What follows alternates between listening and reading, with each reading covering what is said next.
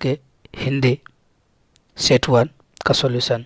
सभी प्रश्न अनिवार्य है, इसलिए सभी प्रश्न को उत्तर को देखेंगे और आप लोग सेटों का तैयारी जरूर करें, इससे 90% क्वेश्चन आते हैं। इसके बाद देखिए हम लोग देखेंगे क्वेश्चन 1 से। पहला जो दिया हुआ है एक गद्यांश दिया हुआ है 1 से 5 क्वेश्चन तक, इसको ध्यान से पढ़ना है, इसके बाद इसका उत्तर देना है। तो देखिए क्या बोल रहे हैं पालन में, कौन से त्योहारों के समय किसान आनंदित होते हैं। तो कौन सा त्यौहार के समय हो जाते हैं, नववर्ष के आगमन के साथ मनाए जाने वाले त्यौहार। नया वर्ष जैसे ही आता है उसका जो आगमन होता है उसको आने के बाद। तो ऑप्शन सी इसका जो है सही है। इसके बाद देखते हैं 2 नंबर, कौन से त्यौहार हमारे मन में देशभक्ति की भावना जागृत कर देते हैं। तो कौन कर देते हैं, बी ऑप्शन सही है, महापुरुषों की याद में मनाए जाने वाले त्यौहार। इसका देखते हैं आगे क्वेश्चन नंबर 3, सभी त्योहारों का लक्ष्य क्या है। तो क्या है, उसमें निहित अच्छे विचारों को पूरे समाज में फैलाता है। ऑप्शन ए सही है। अब देखें क्वेश्चन नंबर 4, देखिए इसमें क्या बोल रहे हैं, गद्यांश के लिए उचित शीर्षक दे। एक जो ऊपर में गद्यांश था इसका बोल रहे उचित जो शीर्षक है वो दीजिए, त्योहारों का महत्व। त्योहारों के बारे में बताया गया, इसलिए ऑप्शन सी सही है, त्योहारों का महत्व। 5 नंबर क्वेश्चन देखिए, उमंग शब्द का पर्यायवाची शब्द क्या होता है। तो क्या होता है, उल्लास।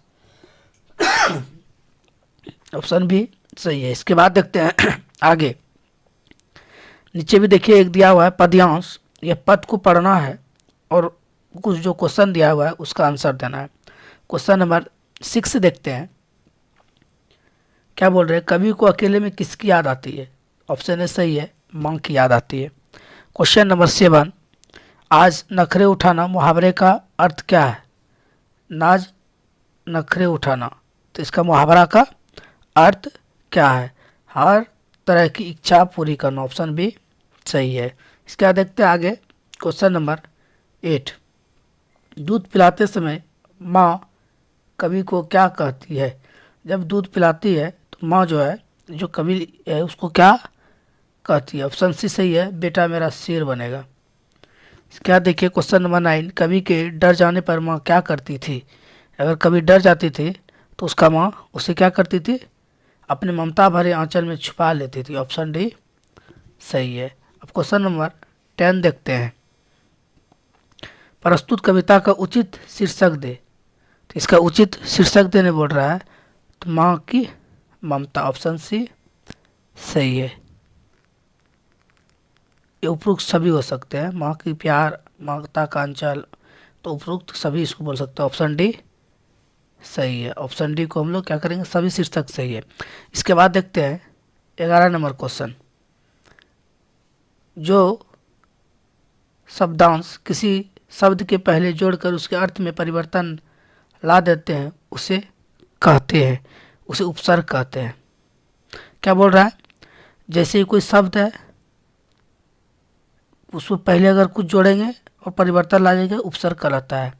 तो ऑप्शन ए सही था। 12 नंबर क्वेश्चन देखिए, सुना ऋण शब्द में किस प्रत्यय का प्रयोग हुआ है। तो किस प्रत्यय का प्रयोग हुआ है, इन का।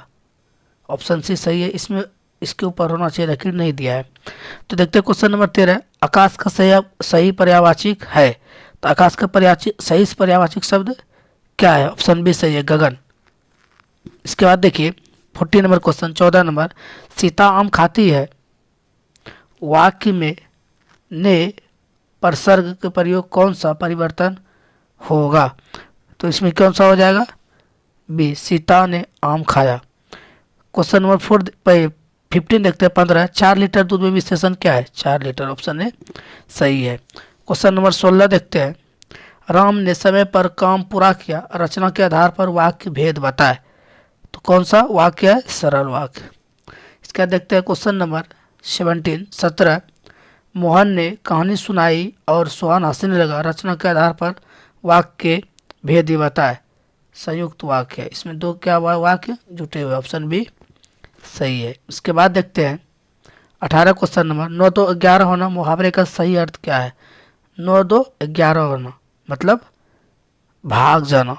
18 का सी ऑप्शन सही है। इसके बाद देखिए 19 नंबर, लड़का अच्छा है, इस वाक्य में वचन बदल देने पर विशेषण पर क्या प्रभाव पड़ेगा? तो बोलता है क्या प्रभाव पड़ेगा?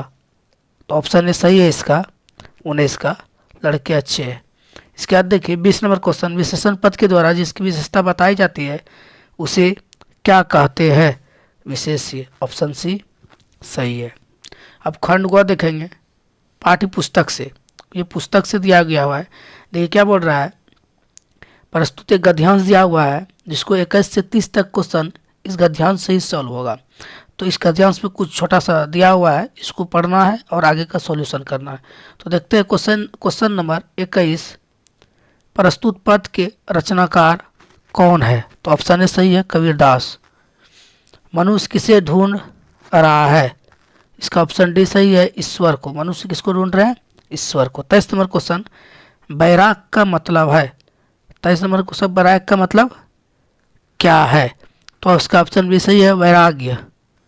ऑप्शन बी सही है। क्वेश्चन नंबर 24 देखते हैं, पद में किन दो तीर्थ स्थलों के नाम आए हैं? काबा और कैलाश। ऑप्शन बी सही है।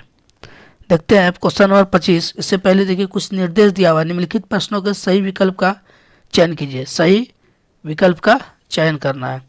25 नंबर क्वेश्चन देखिए क्या बोल रहा है, सभी सांसों की श्वास में इस पंक्ति का क्या अर्थ है? तो इसका अर्थ पूछ रहा है। तो ऑप्शन है सही, ईश्वर सभी जीवों में कण कण में रहते हैं। इसके बाद देखिए 26 नंबर क्वेश्चन, मानसरोवर में कौन विहार करते हैं? तो मानसरोवर में कौन विहार करते हैं? हंस। ऑप्शन बी सही है। 27 नंबर क्वेश्चन देखते हैं, कबीरदास का जन्म कब और कहाँ हुआ? तो कबीरदास का जो हमारे हैं उसके बोलते हैं जन्म कब हुए और कहाँ हुए? तो इसका ऑप्शन ए सही है 1998 ईस्वी काशी में।